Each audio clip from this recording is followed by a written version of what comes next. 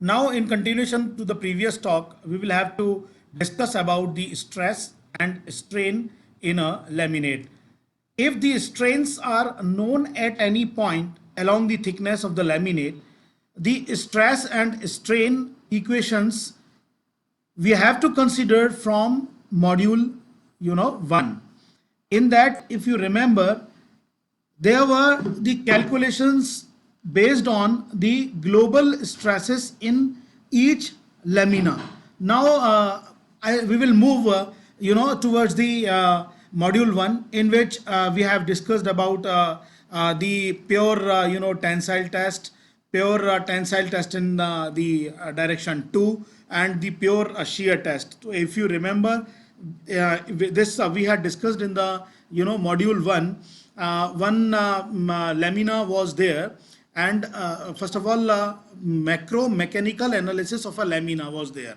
Macro mechanical analysis of a lamina was there. In this particular module 3, we are discussing macro mechanical analysis of a laminate. And in the module 2, if you remember, micro mechanical analysis was there. Now I am distinguishing all three modules. Module 1 was based on macro mechanical analysis of a lamina. Now we have to consider few formulas which have been obtained from this module 1, and in continuation of module 1 we have been discussed with micro mechanical analysis of a lamina, and afterwards now we are discussing macro mechanical analysis of a laminates. So likewise, the all three modules we have to cover. Now in this particular module, because we have fabricated the laminate with the help of lamina, so therefore we have to consider the lamina behavior under different strains and stresses. Then this lamina behavior will transformed into the laminate behavior. So we have to consider few findings which have been obtained in module 1 after applying few stresses and the strains on a lamina. So that's why deliberately I have written over here the contents which I am going to take from the next slide is from module 1. So let us have a small discussion from module 1, because it is a prerequisite in order to continue with this module 3. So let us discuss a few things from module 1. Now in order to transform the lamina into laminate, we have to calculate the stresses in the given form: sigma x, sigma y, tau xy equals to different stiffness matrices, and these would have been multiplied by the simultaneous strains.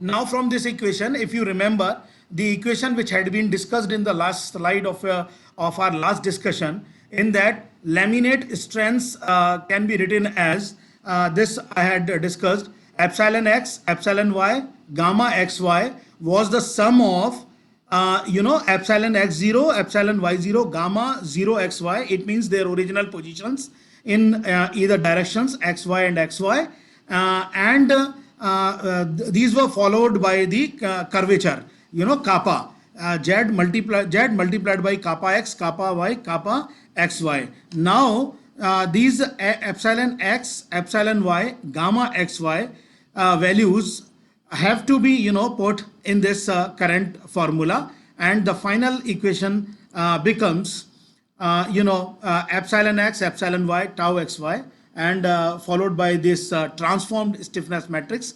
This is called as Q matrix. Once again I am saying transformed stiffness matrix. This transformed stiffness matrix is coming from module 1, which I am going to discuss in the later slides, and plus z again multiplied by this transformed stiffness matrix, and followed by the different curvatures in either direction x, y, and x, Y.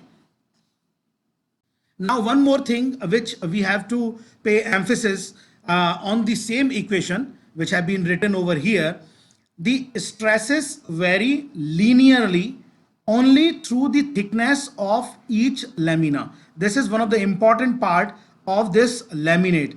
From module 1 to module 3, we are playing with the lamina and the laminate, right? And I had discussed about all the contents of module 1 2 3 in a very brief. So once again I am repeating, the stresses vary linearly only through the thickness of each lamina. So this is very much clear from this equation. And one more thing, the stresses, however, may jump from lamina to lamina. It means the stresses are varying from lamina to lamina because the transformed reduced stiffness matrix, once again, transform reduced stiffness matrix is the Q matrix which had been shown in the in this current equation, and this we are going to calculate in the later slides, which is coming from the module 1. And this reduced stiffness matrix Q bar changes from ply to ply because Q bar depends on the material and orientation of the ply. Once again, I want to pay more emphasis on this because this is a very important part of this analysis of laminate. This Q matrix we are again and again talking about. Q matrix, Q bar matrix rather. This matrix is called as transformed reduced stiffness matrix. We are discussing in the later slide how this is being generated, right? And this Q bar matrix depends on the material and orientation of the ply. Material and orientation of the ply.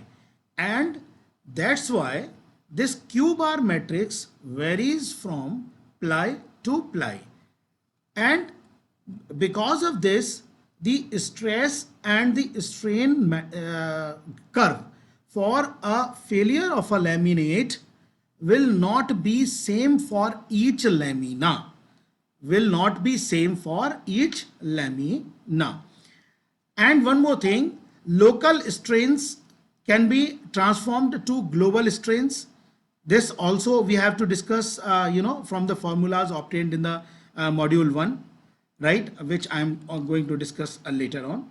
So finally, the only question remaining in the macromechanical analysis of a laminate now is how to find the midplane strains and curvature if the loads applied to the laminate are known. Now this question has to be answered in the next section or with the help of next figure. So from the current slide, we may have the stress and strain variation through the thickness of the laminate. As I stated in the previous previous slide discussion, laminate is there and one mid plane is there, and in the second figure strain variation is there, which is zero, we may say, at the middle point and varies in the positive x direction and the negative x direction. But stress has variable in nature. It has no particular variation in a particular direction. It has no particular variation. This is zigzag variation, and this I had discussed. This had happened due to the variation in Q matrix. Q matrix, once again and again I am emphasizing on Q matrix so that you may recall how it does play a role in stress variation. Q matrix is reduced stiffness matrix. So because of that Q matrix involved in the previous equation which we had discussed, this stress vary from ply to ply, and this shows how a laminate fail due to the failure of a single ply. Now, as I stated in earlier slide, we have to, take a few formulas which have been obtained in, module one, and that depends on the macro mechanical analysis of a lamina. Again, I'm, paying emphasis on this. We are discussing macro mechanical analysis of a laminate in module three, and this macro mechanical analysis of a lamina part we have to taken out from the module 1, as this is dedicatedly made for a lamina, and we have to transform the lamina into laminates. So each and every formula is dedicatedly made for a lamina. So we have to see how lamina behaves and how these reduced matrix q bar is to be obtained, and finally these q bar matrix has to apply on laminate. If you remember the discussion made in the yesterday's lecture, the last slide depends on the capital N and capital M matrix. It means the force and the bending moment which occurred in a laminate. So these capital N and capital M we have to obtain in terms of these stiffness matrices, because this is the only quantity which will be known to us in order to solve numericals, or in order to develop any MATLAB code, or in order to develop any ANSYS code. And in the next slides I will also demonstrate you one example which had been solved through ANSYS. So how this macro mechanical analysis of a lamina will play a vital role in the analysis of a laminate, this we are going to see in the next slides.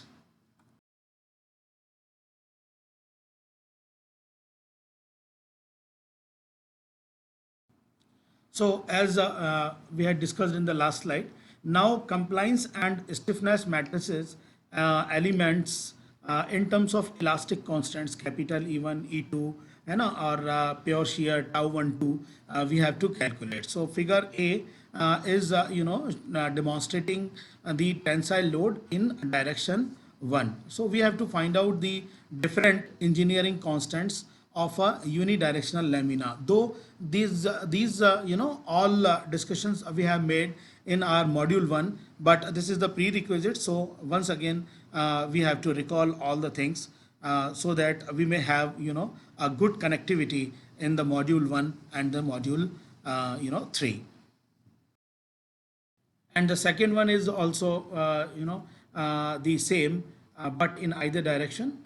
In the direction 2, it means E2, or E2 we have to calculate. E2, it means elastic constant, and sigma 2 has been applied in the transverse direction. So earlier it was in longitudinal direction, direction 1. It was being called as, and capital E1 has to play a vital role in that, and now E1 has been converted into E2, and the direction is sigma 2. And similarly, the third case we have to discuss, which is in pure shear stress, and obviously in plane 1, 2, because it is a shear. So that's why two planes we have to consider. So tau 1, 2 we have to calculate as a third case.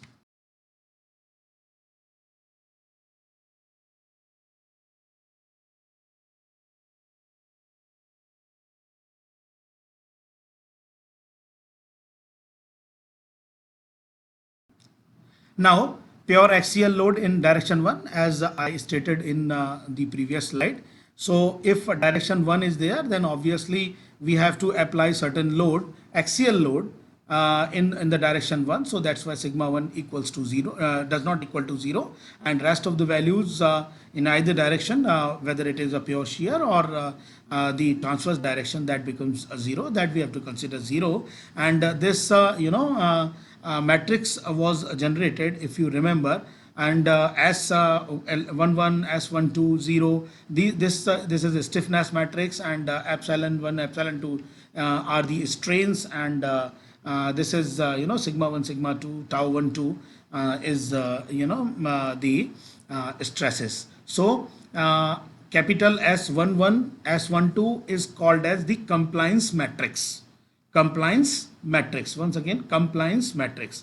And this if you remember in the module 1, this I had already discussed, and once again the recall must be here.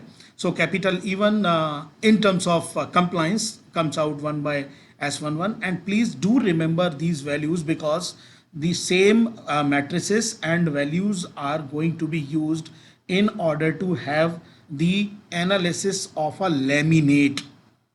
At present we are considering the lamina, and this has to transform into the laminate later on. So please do remember.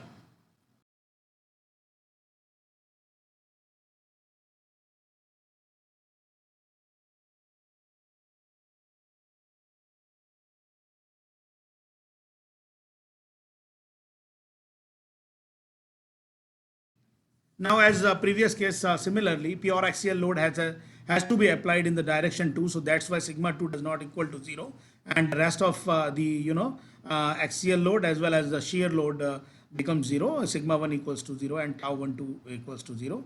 And similarly, the compliance matrices matrix S11, S12 will be there, and the values of transverse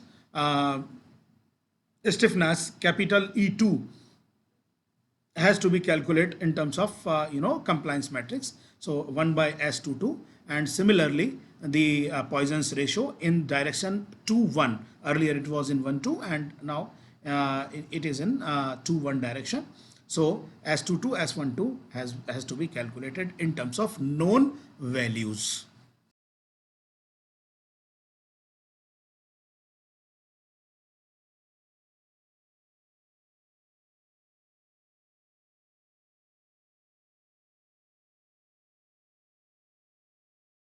Now we have to make a relationship in between S12 and S12 capital E1 and capital E2. So this is basically called as the reciprocal relationship in between the nu 1 2 and nu 2 1, and parallelly capital E1 and capital E2, longitudinal and the transverse directions.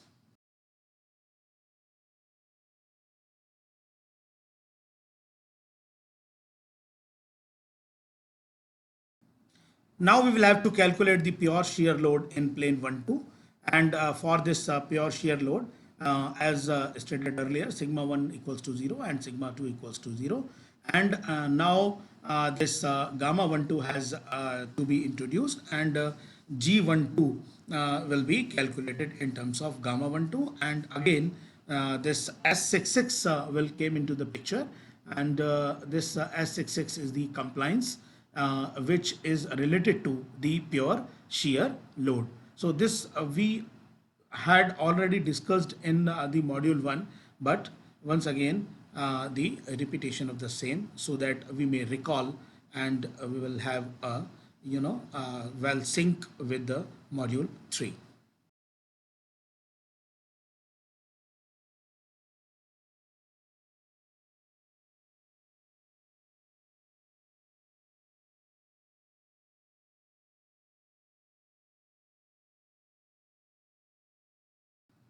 So from the above discussion, which was in pure, tension in 1 2 direction, and the transverse direction, and for the pure shear load, we may have the compliance matrix. Compliance matrix, again and again I am saying, this S form S11, S12 matrix is being called as the compliance matrix, and which is used to correlate the strain and the stress. So finally, epsilon 1, epsilon 2, and gamma 1 2, and the compliance matrix in terms of S multiplied by the different stresses in the different directions.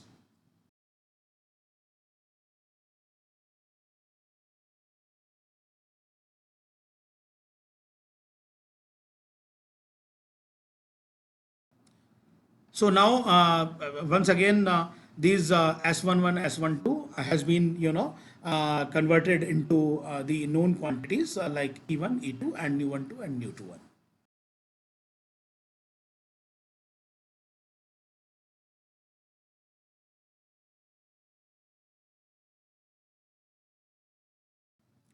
Now these are, coefficient of stiffness matrices, sigma 1, sigma 2, tau 1, 2, in terms of, Q11, Q12. This Q matrix is called as the stiffness matrix.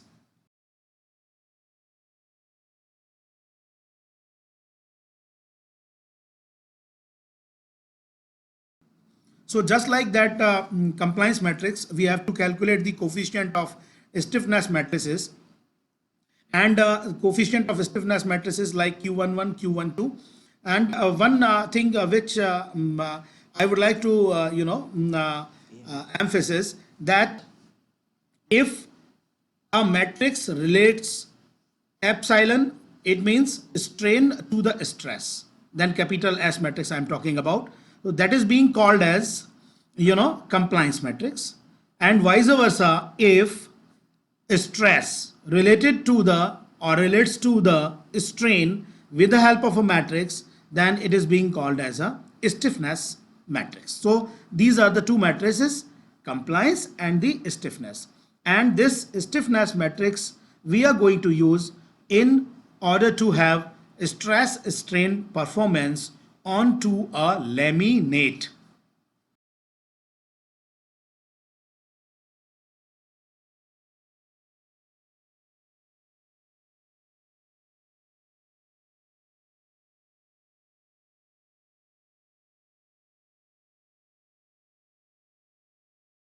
And finally, after putting the values of Q11 and Q2, likewise, and this equation becomes, which is being shown in front of you in the current slide.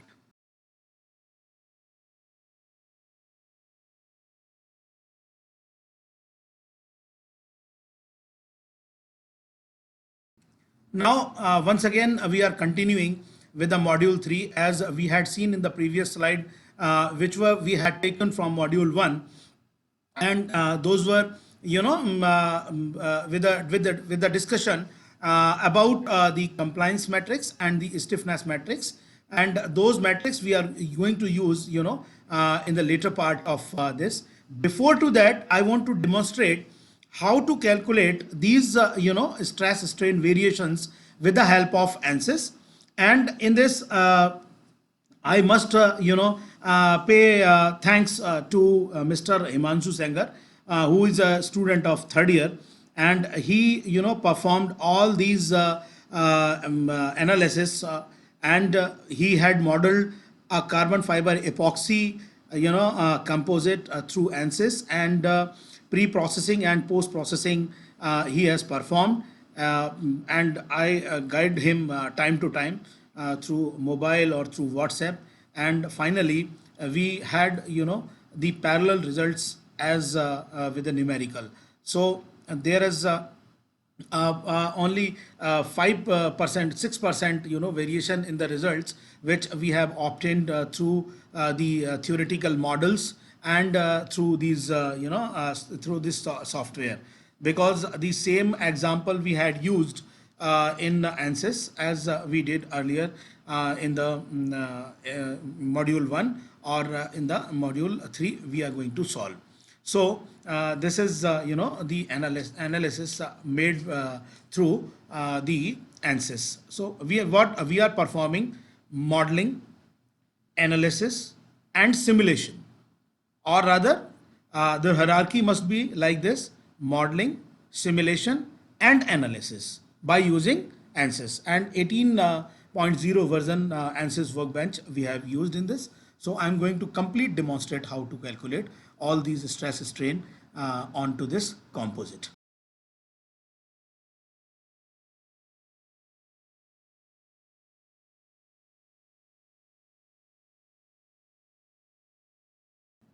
So simulation of a fiber based problem using ANSYS 18.0.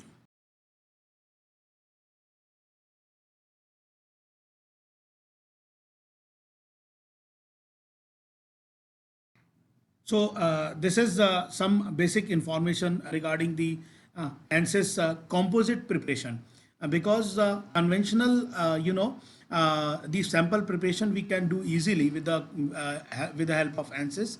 But this is a composite in which the two or more components we have to deal with. So this is a little bit typical as compared to the conventional modeling and analysis. So in this ANSYS composite preparation, post-training is geared towards engineers who are designing and analyzing layered composites. So this is the fancy material.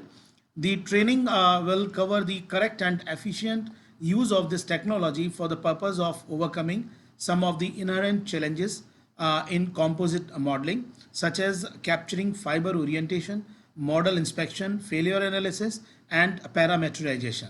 So these are the few challenges which we have to overcome with this modeling and analysis.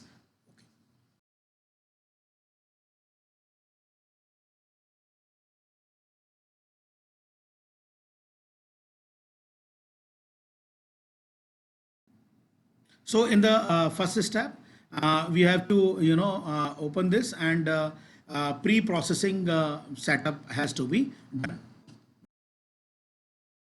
Now in this step 2, if you are able to see a red line which I have been marked, in that epoxy E glass is there, and we have chosen epoxy carbon woven 230 GPa wet composite material. So these are the combination of composite material which are available in the library of ANSYS. And one more thing which I want to say, that if let us suppose tailor-made composite is there, or customized composite is there which you want to make yourself. For example, you want to change epoxy, you want to change this carbon, so that also you can feed through the carbon through this ANSYS. You can make yourself, and that can be introduced with the library of ANSYS. So customized type of work can also be done with these materials or with the help of ANSYS. So we have to do a practice, as I had given in the chat, that 1 to 10 and 11 to 20 how you have to vary. So different materials you have to take from this library. If these materials are not available, then we have to introduce. So this is as your assignment number 3 on which you have to work, right? So likewise, we may have the different composite material from this library. This is very, very important, because if our input will right, then obviously the result which produced from ANSYS will be as much as close with the theoretical one as well as the experimental validation.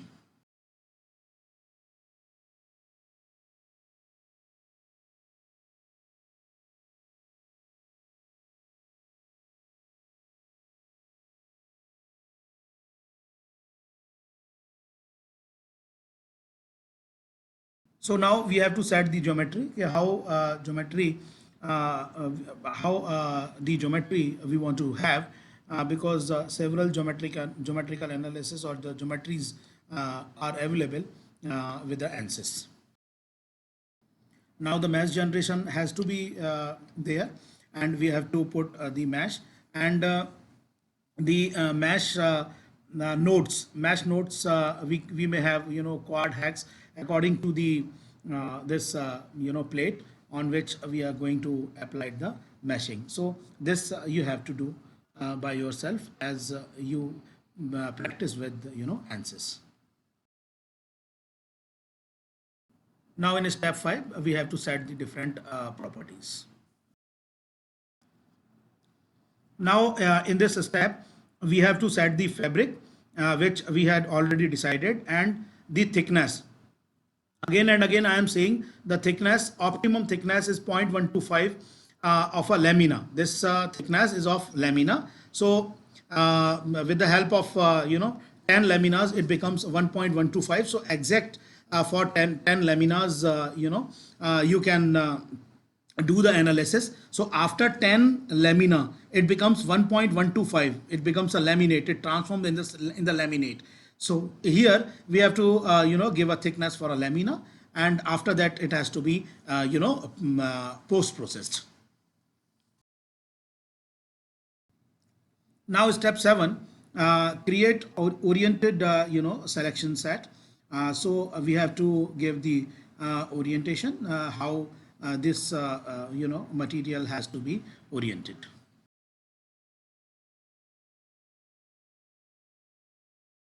Now we have to create modeling groups, and we have to create the ply. So here we have made the ply angle as 0 and ply material the fabric 1, and the number of layers here we have put 1. So accordingly we have to create the modeling groups and the create ply.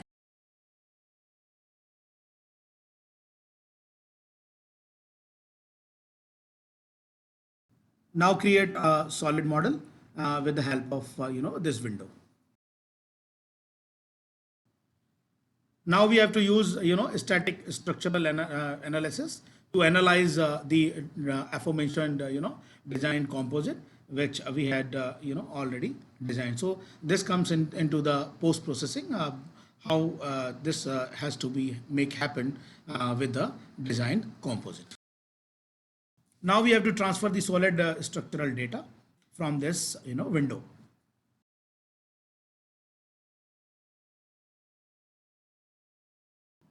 Now we have to apply the fixed support at the ends, how this load has to be applied onto this composite, fiber epoxy based composite. So from the current slide, the forces has to be applied onto the composite, and the value of force you may choose according to the application, and so on so forth. So now onward, we are able to produce results. So the first one is demonstrating about the total deformation, and I will demonstrate you the graph as we had through the machine.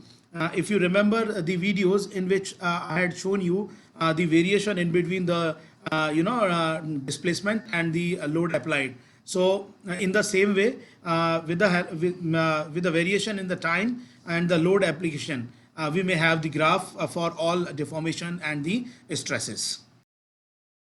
And now directional deformation is there. If you are seeing this figure, so from the middle some red portion is observed, and that red portion is obviously saying this, it is the critical area which experiences by this composite after applying the sustainable load. Now as we increase the load application, the equivalent stresses which can appear at exactly middle of the composite, which is represented by the red color. And the last one is based on the shear elastic strain, and the graph which have been obtained automatically through ANSYS, that I'll demonstrate you in the next class, how they will obtain and how the result has to be interpreted. This is the main thing, because the result which would have been generated by ANSYS is in the PDF format, and the complete node variation, how the node you had taken, which type of load you have applied, and all the information has to be given in this PDF form. So after that, after this discussion, I will demonstrate you how the variation will happen in stress strain and for the shear elastic strain.